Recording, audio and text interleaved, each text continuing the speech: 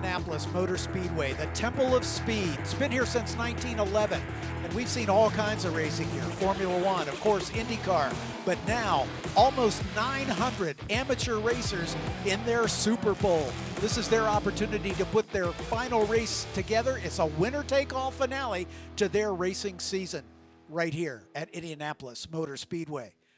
Welcome to Haggerty Race Day, and we are about to introduce the fastest cars here this weekend. Prototype 1. These cars are the quickest that have lapped here at Indianapolis, and in fact, the new lap record set is quicker than they were here when they were here 4 years ago, and they are even faster than they were at that time. My name's John Phippen. Welcome to this coverage of the Prototype 1 National Championship. Alongside me, Larry Lefty McLeod. Hey, Larry. Hey, John, I am so happy to be bringing this race on. This is, as you say, the fastest things around this track. Not necessarily the fastest straight line, although they do boogie down the front straight pretty quickly across those bricks. These guys can carry speed everywhere. Absolutely. It's all about cornering speed. And speaking of cornering speed, we've got a track here that's about 2.6 miles in length, 14 turns. Weaves through the infield, uses some of the oval. For those of you who haven't experienced a road race here at Indianapolis, here's the track map just to give you some indication of how they lay out. They come down the front straightaway the wrong direction, some people will say. But why don't you run through a lap with us, Lefty? Sure, they'll come down that straightaway screaming in excess of 170 miles an hour. They will go into turns 1 and 2, a couple of 90s back to back, and then run through the 3, 4, 5 complex. Turn 6 is kind of a bit of a carousel. You'll see a variety of lines there, but that sets them up through 6A down that back straight, a real wide straightaway of the Hallman Straight. That'll take them into the 7, 8, 9, 10 complex, a series of S's there. Use some curbs, maybe not. These are prototypes, but coming off of 10 is critical. Nice wide open throttle run from 10 all the way to 12. I don't know if these guys will be making passes to 12, but any kind of slip up at 10 could lead to an overtake. But then the critical piece here, exit a 13 and the long screaming run for these guys down the front straight again. That's your track map presented by Mazda. More Mazdas are road raced on any given weekend than any other car brand. That comes down to two things: a great car and a great support system to the drivers that race them. And we thank Mazda for being the sponsor of our broadcast of the 58th running of the SCCA National Championship Runoffs. As we see the course vehicles making a final course inspection before we send this field out. This is one of our smaller fields. We've had fields as big as 72 cars at this year's runoffs. This one a little bit more circumspect. We only have 13 of these cars, but they are 13 very special cars and locked up in the front. And among the top six racers here, we've got 3 former winners. We've got a couple drivers eligible for the Super Sweep. We've got one driver making his 23rd runoff start, and it's just a fantastic interval. And these prototype classes, for those of you that have followed SCCA racing over the years, were kind of the amalgam of D and C Sports Racer. But to give us more details, let's go down to the third member of our broadcast team, Hayward Wagner on pit lane.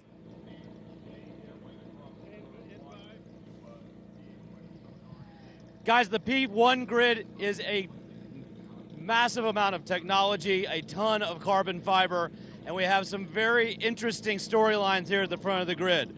Our pole sitter right here, you can see right here on the car, 1,355 cc displacement, minimum weight of 1075.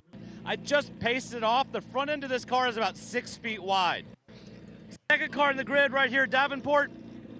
This car is in at 2,500 displacement and 1,475 pounds. So this car is 400 pounds heavier and about a foot wider. So much bigger displacement and quite a bit more weight. So just here on the front row, a lot of diversity. What's the main theme of prototype racing though? It's all about creativity. It's all about finding things in the rules. It's all about flexibility. And that's why we got Gumby here on grid, to make sure that everybody stays in just the right amount of flex. Thanks, Hayward, and getting a nice wave from Gumby. That's absolutely great. You know, in the old sports racer era, every one of these cars was unique. It was sort of like a garage-built homebrew job, and everybody was sort of building their own cars. Now they have become so sophisticated. Factory-built chassis from Elan and Store and Swift. A lot of people say this is basically just a Formula Atlantic car with fenders. Well, in some ways they are, but I think there is sort of a hodgepodge of combinations of things, whether it be the store chassis with the Suzuki, the store chassis, you got the Alonso, the Mazdas, and in some cases you'll see a few odd things. You'll see the Swift, the Toyota. We're even going to see one that's kind of a more custom one with that Kohler-powered. You can kind of see at the top of the shot there, that number 3.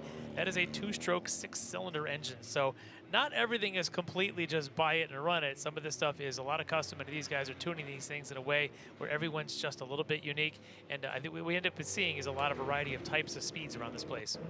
Let's talk about our starting grid. Again, 13 cars in it, and the tire rack pole sitter is the man starting on the front row, the number 48 of Lee Alexander out of Springfield, Tennessee, and the Tennessee region. He is the 2013 D Sports Racer National Champion, which was the predecessor of this Prototype 1 class. He's in a store WF1 Suzuki. Alongside him, the 23 of Jim Devenport out of Alamo, California, and the San Francisco region. He is a 2-time winner, most recently in 2018. He is also the winner of the Hawk Breakthrough Performer, as he made up the most positions in qualifying between the first day of qualifying and the second. Interestingly, that was only 2 spots, just to indicate how consistent these cars were in qualifying throughout the week. Starting inside of row number 2 is the number 29 of Chip Romer out of Lake Havasu City, Arizona, and the Las Vegas region. He is one of the drivers that Sports Car Magazine picked to be atop the podium when this race is over. He is also eligible for the Super Sweep. James French, the defending champion of the class, a 2nd-generation racer in the number 46 car out of Sheboygan, Wisconsin, and Milwaukee. He is another pick from Sports Car to finish on the box. James French, as we mentioned, finished this race on the top of the podium at his home track at Road America just a year ago. He is in the only Swift in the field with Toyota power. That's the Swift 014 Toyota. Starting in row number 3 on the inside is the 88 of John McAleer out of Roswell, Georgia, and the Atlanta region. He's in one of the mini Elan DPO2 Mazdas in the field. Next to him is the number 19 of Todd Vanderkoor out of Ormond Beach, Florida, in the Central Florida region. Todd is also eligible for the Super Sweep if he can come through with the win. He is also picked by Sports Car to finish on the box in another Elan DPO2 Mazda. In row number 4, the 35 of Johnny Cream out of Kamalua, Hawaii, and the Cow Club. He probably gets the award for the longest tow for the Morsans Rogue River Adventures store WF1 Suzuki. Next to him is that car we talked about, Jason Miller, another 2nd-generation racer in the number 3 car out of Plymouth, Wisconsin, in the Milwaukee region. That's a Kohler-powered win first. His dad, Jeff, was a multiple national champion. Jason picking up in the family footsteps with that very unusual car. When you see the back of it, it looks like a pipe organ. It's really great to see. Daryl Schaff in the number 94 will start 9th out of Reading, Pennsylvania, the Northeast Pennsylvania region in an Elan Mazda. Starting 10th is the 9 of Greg Case out of Dunlap, Illinois, the Central Illinois region in a store Suzuki. In row 6, car 08 is John Manfoy out of San Jose, California, in the San Francisco region in a store Suzuki. And the 18 of David Locke out of Lafayette, Indiana, and the Indianapolis region in a store Suzuki. Now we go back to row number 7. The only driver there will be the 26 of John Dunches out of Naples, Florida, and the Florida region in a PM Racing Elan DPO2 Mazda. Now these Mazda engines are basically 4-cylinder inline motors like you would see in a street car. Yep, and the Suzukis are your Hayabusa motors you might see in a bike. Watch this start. These front 4 qualify within 1 second of each other. It's about a 2-second jump to the next group. This front 4 should be fighting for it. And as Hayward pointed out, there's big displacement all around Lee Alexander's Suzuki there on pole, that little tiny car you see. See if the big displacement's got any advantage in straight line speeds down the front straight, and we are green. The green, green, green, and we are away as they break out 3 wide, and these guys will get down this front straightaway in a hurry as they head down toward turn number 1. See the 23 of the 23 of Devenport trying to go around the outside. Big brake lock up at the back, but everybody stays out of trouble and is able to continue. And Devenport made that stick. Yes, he did. You can see him right there now ahead of Lee Alexander. Chip Romer now in 3rd. I think that's French still hanging on to 4th. So yes, we've already had a pass for the lead. It wasn't the straightaway speeds. It was braking under braking going into 1. Devenport able to make the pass. That's the good shot of the 08 of John Manfoy, who started near the back of the pack, making up some ground early on as he is already up into the top 5. as they work their way out of the 6A and down toward us. That's the 23 car of Jim Devenport taking over the lead. And some side-by-side racing going on at the back. There's the 19 of Todd Vanacore. And he's being challenged by the 9 car of Greg Case. Case able to use that tight line up the inside. Vanacore having to concede there a little bit. Not able to hold on to it. You can see the size difference in these cars. Great shot here. You can see how small the carbon fiber car in front there, Greg Case, is compared to the ones just behind him. The Suzuki power plants, again, it's the Hayabusa motor out of the Suzuki motorcycle. High revving. Sounds like a Formula One car. Somebody going just a little bit wide. That's the Alexander, your pole sitter, struggling here early in this race. Struggled into 1, now struggling coming out of 13. I wonder if he's having a bit of issue getting the brakes up to temp. Yeah, could maybe well tires too. You can see him weaving a little bit, trying to get some extra heat. Oh, we got a lot of smoke coming out of the 3rd place. Chip Romer right there. Devenport, Alexander, and Romer, your top 3, and then just a little bit of a gap back to James French in that Toyota-powered Swift, number 46. French, the defending champ, had a real great run last year from pole. This year, kind of in the fight of these top 4. Last year, of course, ended up on the podium with his father, actually, up there at Road America. But this year, he's the only French in the field. But right now, the battle's up here with Devenport and Alexander. Alexander seems to have recovered from whatever it was, that first lap trouble there again. Maybe a tire thing, maybe some brakes, something he didn't feel that was right, but he seems to have recovered. Now you got a 3-way fight for the front, which with aero cars means somebody doesn't get clean air. The 3 of them qualified within about a 1/10 of a second of each other as the 23 of Devenport out in front. That car in the middle, the 48 car of Lee Alexander, looks almost out of place, so much smaller than the 2 cars around him. Chip Romer in the other Elan in that 3rd spot. Yeah, compared to the Elan, the Store looks like a spec Ford. Yeah, kind of wedged in there. Yeah, exactly right. Spec Ford with a few hundred horsepower. Yeah, you can see these cars so low to the ground, generating lots of aerodynamics. We'll see the prototype 2 cars later on in this runoffs. But the difference between the P1s and the P2s, these cars have underbody tunnels and they're able to generate a lot more downforce, whereas the prototype 2 cars, they are flat-bottomed and don't generate quite as much downforce. Hey, the Store is getting a run. Side by side, Alexander and Devenport. Did Devenport outbrake him again like he did on turn 1, lap 1? Yes, he does. Devenport had to slip in behind there. Gave it a run, thought maybe he could, but this time looks like Alexander's brakes are working a little bit better than it was there on that first lap. May have taken him just another lap or 2 to get those brakes up to temperature, but he is now squirting away at the front. Is the number 48 of our pole sitter, Lee Alexander. And you're going to watch these cars kind of change pace throughout the race. Somebody might have a setup that works really well on the colder tires. Others might need a little bit of warmth. We saw this in qualifying too, where some of the guys would set times early, and that actually might have been Lee Alexander on Thursday setting his time early. But then it would be Devenport kind of coming on a little later. These guys change their pace as their session goes on, and now out here for the full 40 minutes, full 19 laps.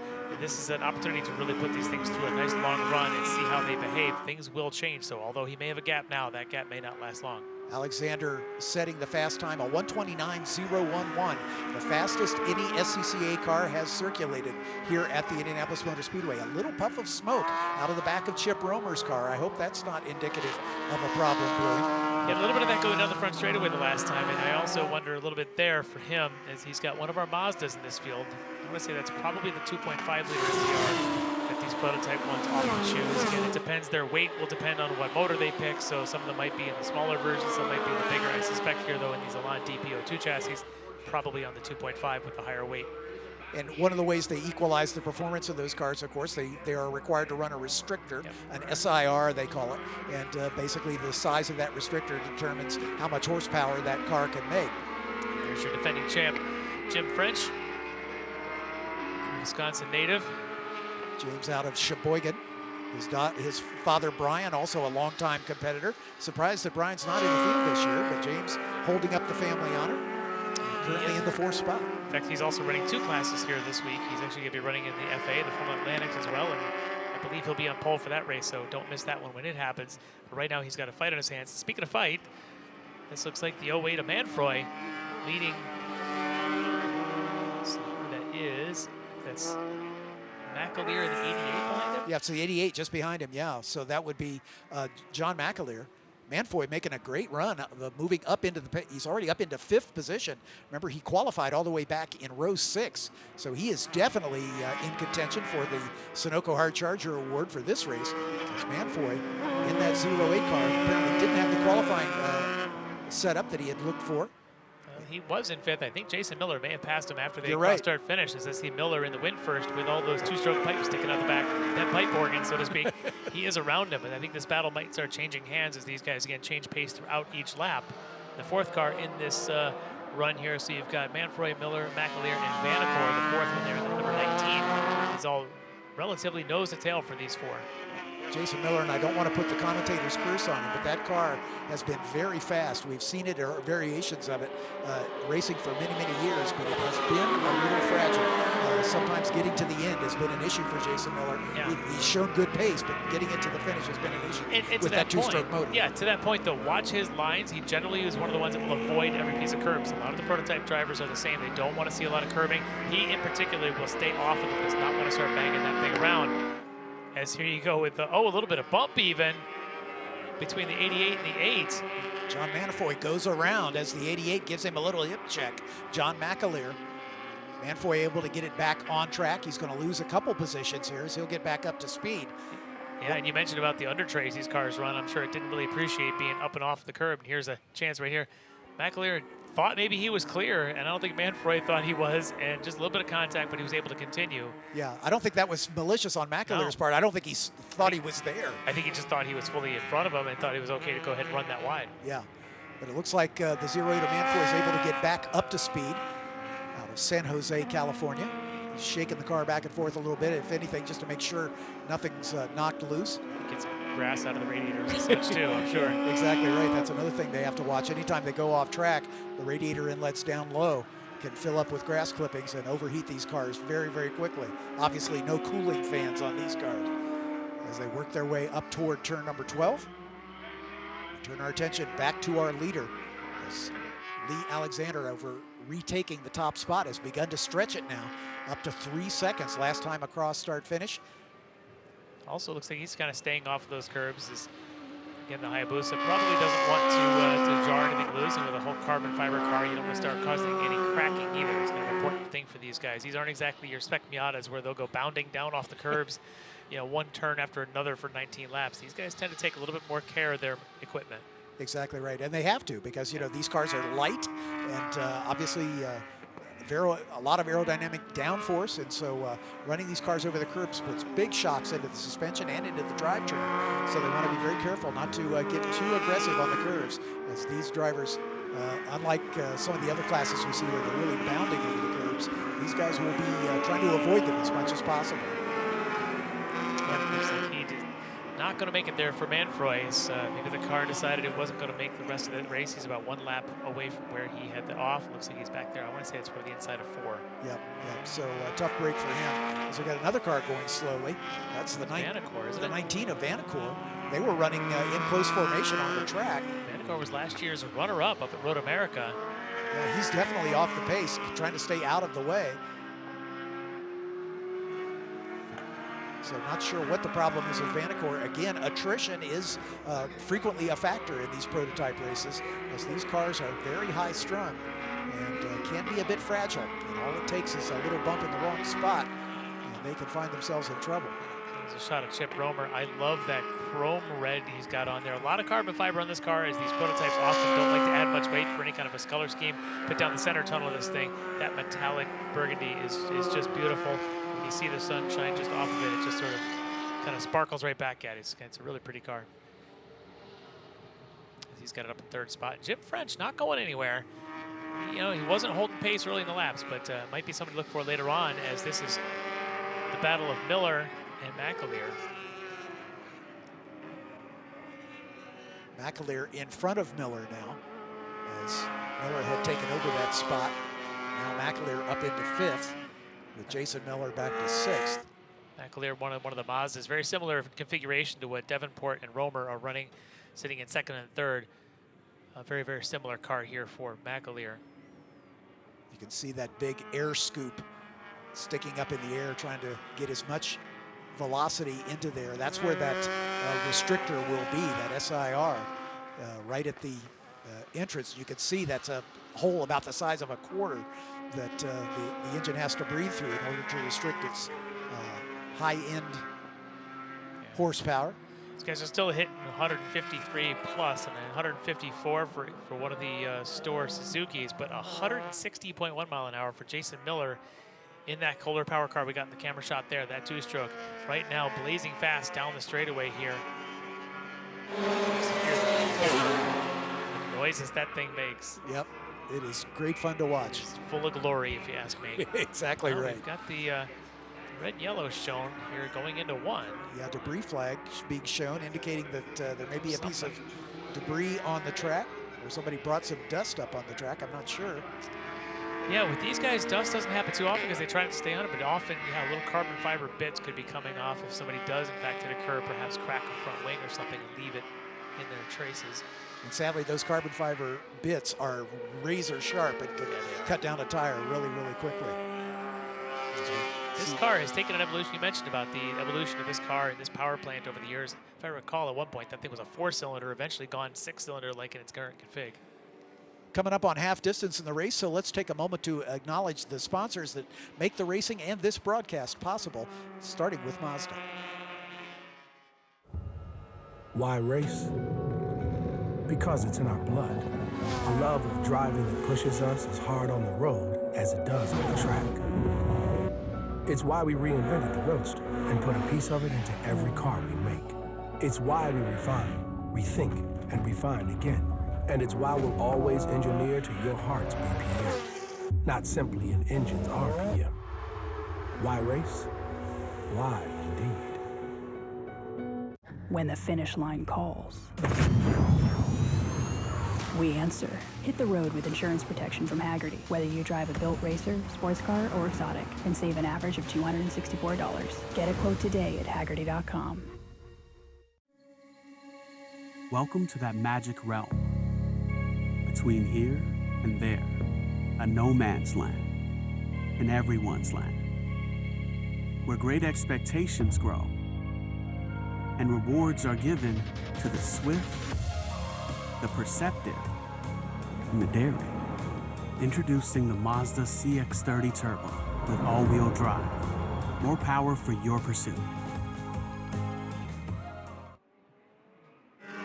Welcome back to Hagerty Race Day at the 58th running of the National Championship Runoffs of the Sports Car Club of America.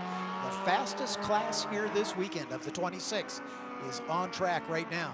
And we've got Lee Alexander out in front by just about 3 seconds. Another 6 seconds back to Chip Romer. James French about a second or so back in fourth spot. But it looks like the interval at the front has begun to close down a little bit. Devenport just set his personal best from second position and is close to within about 2.8 seconds of Lee Alexander. And another 4 seconds back to Chip Romer. James French on his last lap, marginally quicker than Chip Romer in front of him. So watch for French maybe saving the tires on that Swift Toyota powered machine to see if he's going to have something here at the end. John McAleer in the 88 up to fifth spot. His last lap, a 32.7, was his best, but he is a couple seconds off the pace of the cars in front. So he is some 30 seconds behind this top four. So I think the quartet at the front may well settle this one between them, as French definitely visibly closer to the 29 of Chip Romer. And you said it, he had picked up a couple tenths this last time. He picked up about a half a second the previous time, so he's definitely quicker. In fact, some of that's in a straight line. He's also getting awfully close to what Jason Miller's running in a straight line. French, though, in the Toyota power, 158.8 mile an hour down that front straightaway. But he's definitely getting close to Romer. Romer no stranger to this class either, as he was on the podium, second spot back in 2019 at VIR. So between Romer has been on this podium before, and of course defending champ French, there's a lot of experience here in this P1 category. Jim Devenport, a two-time winner, most recently at Sonoma in 2018. He's also been, he's tied, there are three drivers tied for the most medals in the class. Well, you said he was going to get close to Romer. This is more than close. Exactly.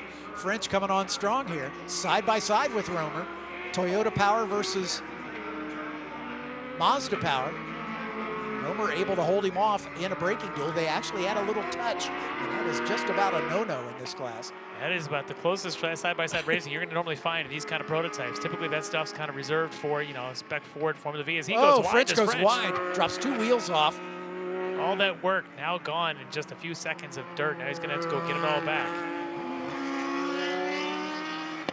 So he'll just have to collect his thoughts and put his head down. But clearly the car has got some pace. We'll get a replay of this as they were coming through turns 3 and 4. Side by side. Well, he takes the tight line, thinking it's going to kind of fill the mirrors of Romer, and all that does is push him wide on exit, and then he kind of straddles that tall curb, got that underside of the car. Pretty good scratch down that curbing. I'm sure it's not going to be the same. Yeah, you can see the sparks kicked up by that, so there was some metal to concrete contact there for sure. But at the moment, he appears to be still at speed with that Swift 04A, or 014A, excuse me. Interestingly, when we see the Atlantics, the Swift 16 and the Swift 14 are both pretty common in the Formula Atlantics, and we'll talk about that coming up a little later. But the 14 and older chassis is definitely kind of still very much in favor. For French, he gets to drive all of them, running both the Atlantic as well as here in the prototype in his Swift. He likes the fast cars for sure. He's pretty good at them. Yep, no doubt, no question about it. He's got to go back and get all that work done. He was really outpacing Romer half a second a lap. Now he finds himself down about a second and a half. So give it about 2 more laps or so. He should be right back on the heels of Romer. And for French, not to make that mistake there coming through turn 4. This Chip Romer, that red color you talked about is, Mazda calls it soul red. And it was very popular in some of the open wheel classes. They would have their champion with a soul red paint job, and I think that's what he's trying to. It's very popular among the ND Miatas. Yep, exactly. Myself drive an ND Miata. I went with a different color that I like, the ceramic metallic, more of the whitish grayish. It's still beautiful, but that soul red is very soulful. Exactly right. As we follow the 29 of Chip Romer solidly in 3rd spot. Lee Alexander with just about a 2.5 second lead over Jim Devenport. Those two started in that order on the front row. Devenport just took a half a second out of Alexander's lead over the last lap. And watching on this lap, he's taken another 10th or so out. So Devenport not going anywhere yet. You can see there's Romer in so the top 4 all on in this shot on the front straightaway. The 4 of them separated by just about 10 seconds. But this race going down at a torrid pace. We're already working race lap 14 of the 19. As these lap times, again, not quite as quick as they qualified, but really not far off of it. As the last lap by our leader, a 130.7, is just about a second and a half off his pole time, a 129.0 on low fuel for sure. So Devenport, when he won at Sonoma a couple of years ago, was actually driving a Norma chassis. Has switched over to the Elan chassis nowadays, so a little bit different. Probably had to kind of relearn things from the days of his championship at Sonoma just 3 years ago. Lee Alexander broke Devenport's lap record from 2017, a 130.7. So broke is an understatement. Yeah, I think. Destroyed, I think, is a better way. 29.2. To give you any indication, that 29.2 would have put him 3rd on the grid for qualifying, and that's race trim 29.2. Yep. And that's official track records. It's always nice to look at qualifying records. When racetracks talk about records, it's always race conditions. Shot 23 of Jim Devenport. Out of the San Francisco region, a 2-time champion.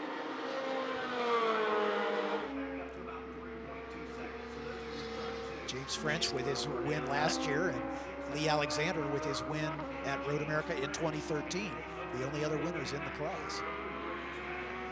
And here comes French again, closing that gap. He's getting closer, but Romer has responded. Romer running a mid 30.6, French another mid 30.6, and no advantage there as we get under the 5.5 laps to go here.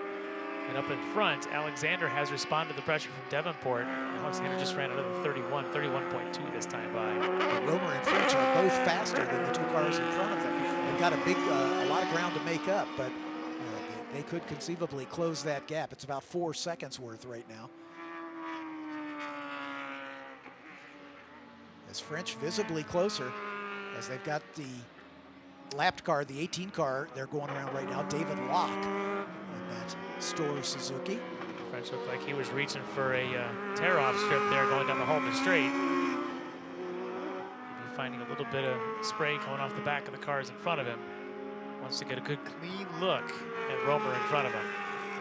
And I'll tell you what, that sun going down over the grandstands on that main straight, this corner right here and trying to turn in to be able to see, it's very difficult. Same thing here, turn 13. The visibility is tough right in your eyes just over the top of the grandstand. Yeah, it's late in the day on this Haggerty race day for this race. That's Greg Case, the number 9. Seems to be showing a little bit of smoke out the back, I believe. Still moving along at a pretty good clip, but yeah, it's definitely yeah, there's some smoke for sure. Something coming back, and the corner workers will have a good look at that. If they determine Suzuki's. Yeah, if they determine he's putting anything down on the racetrack, the black flag will be out in a hurry. Case in that 9 car currently running in the 8th spot, well back of Johnny Crean, who is in 7th, just ahead of him in the 35. French continuing to push. 3/10 picked up there on Romer. Now with about a second back. But Alexander really starting to check out. But this battle here is not over yet here for 3rd. Great Case, as we mentioned, up to 8th after qualifying back in 10th. He certainly is going to be in the running for the Sunoco Hard Charger Award. Sunoco, the official fuel of the SCCA, and they award the Hard Charger Award after the races go final to the driver who makes up the most places from their qualifying position to their race finish position. And we certainly thank Sunoco and all of our sponsors for making the racing possible. That French car is getting just a little squirrely. He is starting to push, and I wonder how much tire he has under him. He now has to work twice, right? He did the work once, had that off there at turn 4. Now he's got to go to do it again. I'm not sure how much tire he's got left under him to make this push at Chip Romer for a spot on that podium. He's going to go, though. Yeah, sector by sector, he definitely lost time in that last little short sector we can see coming out of turn 10. That did cost him a couple of tenths. But down the front straight, he has been fast in that Toyota power plant. There's your leader, Lee Alexander. He has not looked back. This time he's been able to just stretch his lead up to almost 6.5 seconds. So Devenport really not able to stay with him. In the mid stages of the race, it looked like Devenport was going to be able to close that lead back down, but Alexander has responded. And that, the lighter weight of that Store Suzuki is probably giving him a bit of advantage in tire wear. Yeah, and you mentioned about Alexander having won C-Sport Racer back in 2013. He's also in the past had run some D-Sport Racer. He actually ran Radical Cup for a year back in the day. He's run some Formula Atlantic. This guy's been obviously playing around with a lot of these winged wonders over the years. So, you know, he's definitely got that experience. Jim Devenport, your 2nd place runner out of Alamo, California in the Elan Mazda. He's using a lot of curb here late in this race. Maybe feeling good about the car. A lot more than he was using on the opening laps. As he works his way up toward turn number 12. I don't know if it's going to help him by hitting those curbs. At this point, Lee Alexander is just outpacing him sector by sector all the way through. Alexander's last time by was a 29.9. I mean, then we're talking about lap 16, he did a 29.9. Lap 17 follows it with a 30.5. Lee Alexander is essentially doing qualifying laps, but what's happening is there in the background is Jim French is definitely getting closer. And we're running out of laps, working race lap 18. So French getting closer and closer once again. He got there before and actually was in position to make up that, but then dropped the wheel off at the outside right at turn number 5.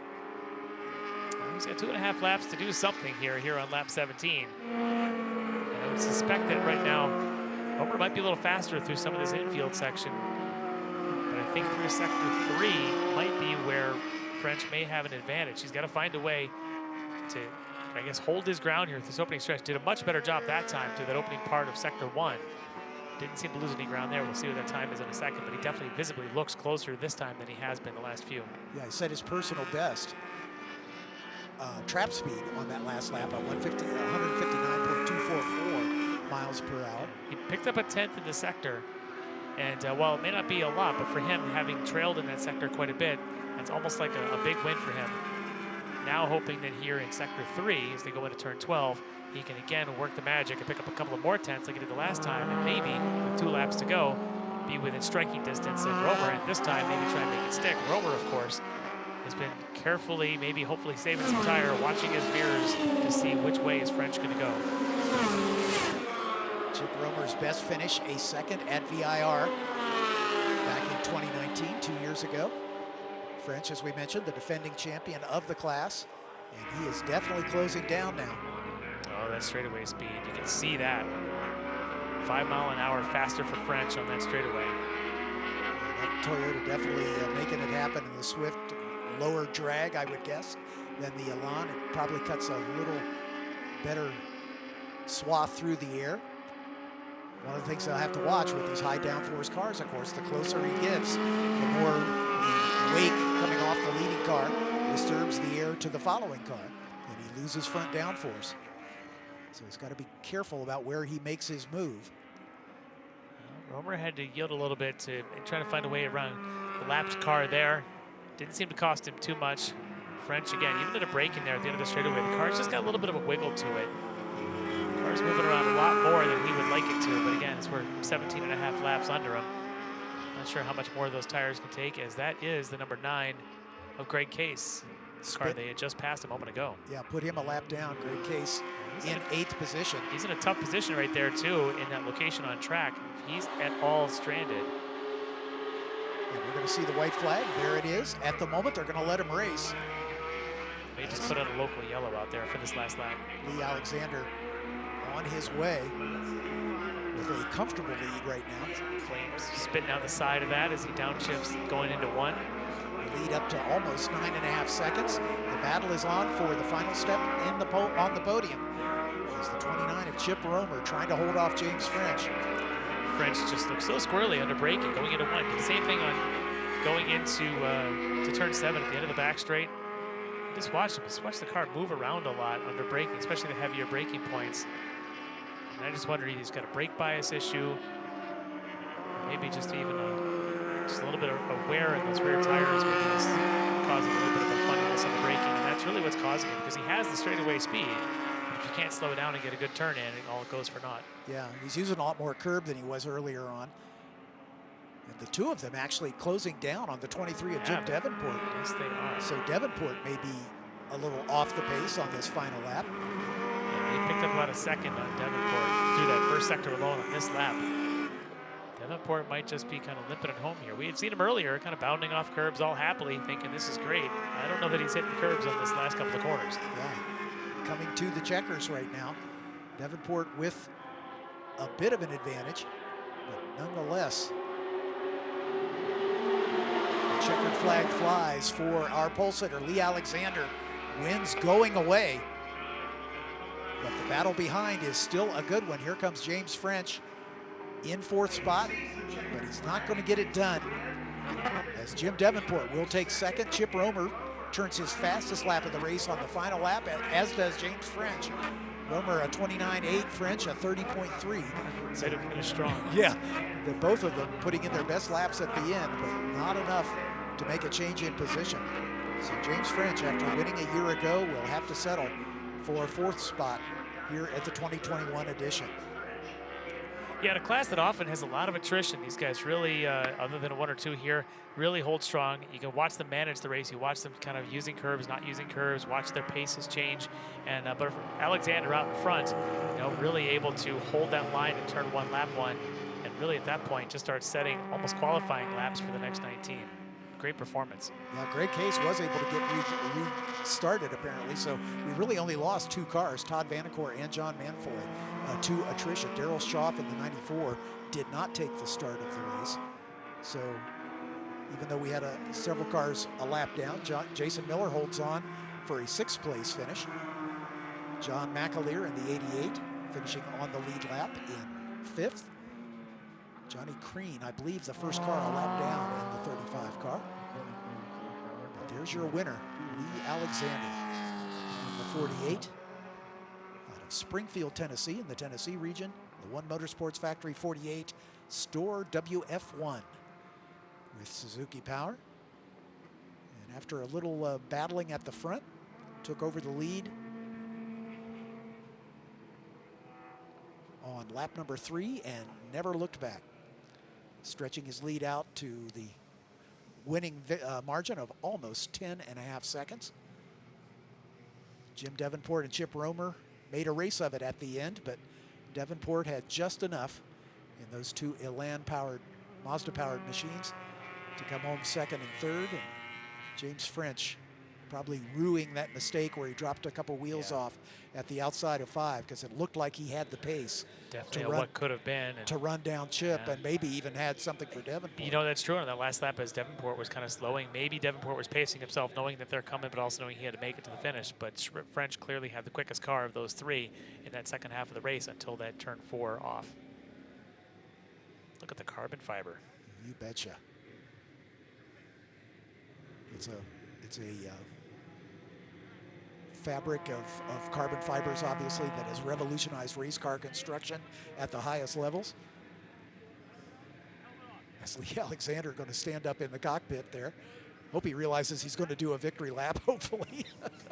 But nonetheless, talking to Hayward Wagner, we'll wait till Hayward's ready to go, and we'll send it down for a chance to chat with our winner. Sounds like Hayward's got it ready to go. Hayward, let's talk to our winner. Lee Alexander, congratulations, patting the sticker. First words out of your mouth, a lot of work. Tell me about the effort that goes into winning a national championship in Prototype 1.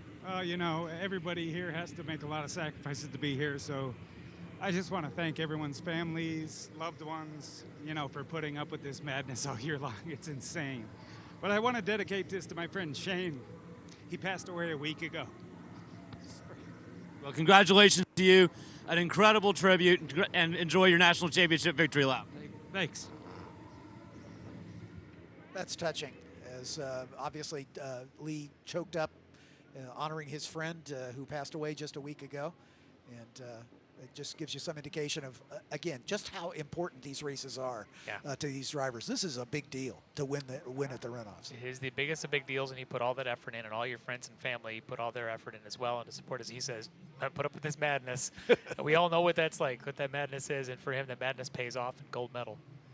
Hayward Wagner down there with our second place finisher, Jim Devenport.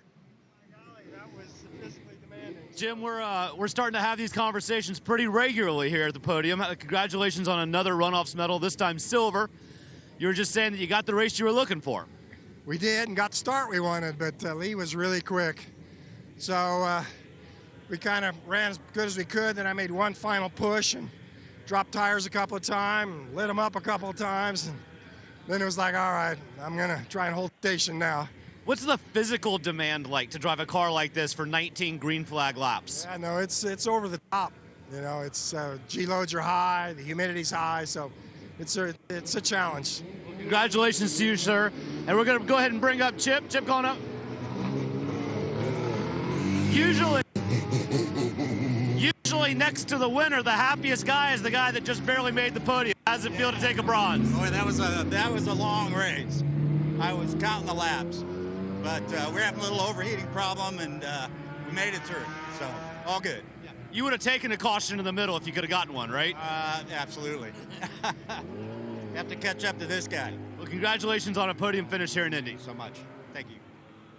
Thanks, Hayward. Great to hear from Jim Devenport and Chip Romer, salvaging a second and third place as Lee Alexander takes his celebratory victory lap. The one thing about these cars, they don't take any passengers on their victory lap. Tough to squeeze the teammates in there, like we've seen in some other races, but he'll enjoy it nonetheless. Nice, beautiful ride on a nice sunset afternoon here in Indianapolis. Last race of the day for this day, as this guy gets to enjoy that checker flag victory lap. Wave to all the workers. Indeed, waving to the workers and to his fans in the stands, I'm sure, and on the grassy knoll around to this 2.6-mile racetrack. Here's the unofficial top 10 with Lee Alexander taking the win by 10 seconds. That's a big margin of victory. Jim Devenport, the defending champion, has to settle for the silver medal this year. Chip Romer in bronze position. James French, a valiant charge at the end, but came up just a little short of another podium. John McAleer finishing in 5th spot. Jason Miller bringing the pipe organ home in 6th. Johnny Crean in 7th. Greg Case, after a late spin, still managed an 8th place finish. David Locke and John Dunchis rounding out the top 10 of the Prototype 1 National Championship. Let's have the highlights, most of them at the beginning, as we had a 3-wide start. That's what Devenport talked about. Thought maybe he had a good run, but be able to hold on to it. We'll see going into 1 is exactly what's happened. He gets a great on the brakes, starts to turn in. That was able to get just by, but it didn't take long for Lee to get that spot back and to start to run away. Exactly right. Here is the pass for the lead. Turns out to be the decisive one, as Alexander just ducks to the inside. A little later on the brakes, they may have actually touched. And then here's this battle with Jim French and Chip Romer for the final step on the podium. Just as it looked like French might have it done, that was the mistake he didn't need to make, as it might have knocked something out of alignment. He just wasn't able to challenge after that, and it was smooth sailing for Lee Alexander at that point, as he came home with a over 10-second margin of victory. The 2nd, 3rd, and 4th drivers came close at the end, but Lee Alexander from the pole takes the top spot on the podium. Thanks so much for being with us for the SCCA Runoffs. Again, we thank Mazda for being the sponsor of our broadcast here of the 2021 SCCA National Championship Runoffs. My name's John Phippen. Alongside has been Larry McLeod, and down on the pit lane, Hayward Wagner. Thanks so much for being with us, and we'll see you for the next round. When the finish line calls, we answer. Hit the road with insurance protection from Hagerty. Whether you drive a built racer, sports car, or exotic, and save an average of $264. Get a quote today at Hagerty.com. Welcome to that magic realm. Between here and there, a no man's land, and everyone's land. Where great expectations grow, and rewards are given to the swift, the perceptive, and the daring. Introducing the Mazda CX-30 Turbo with all-wheel drive. More power for your pursuit.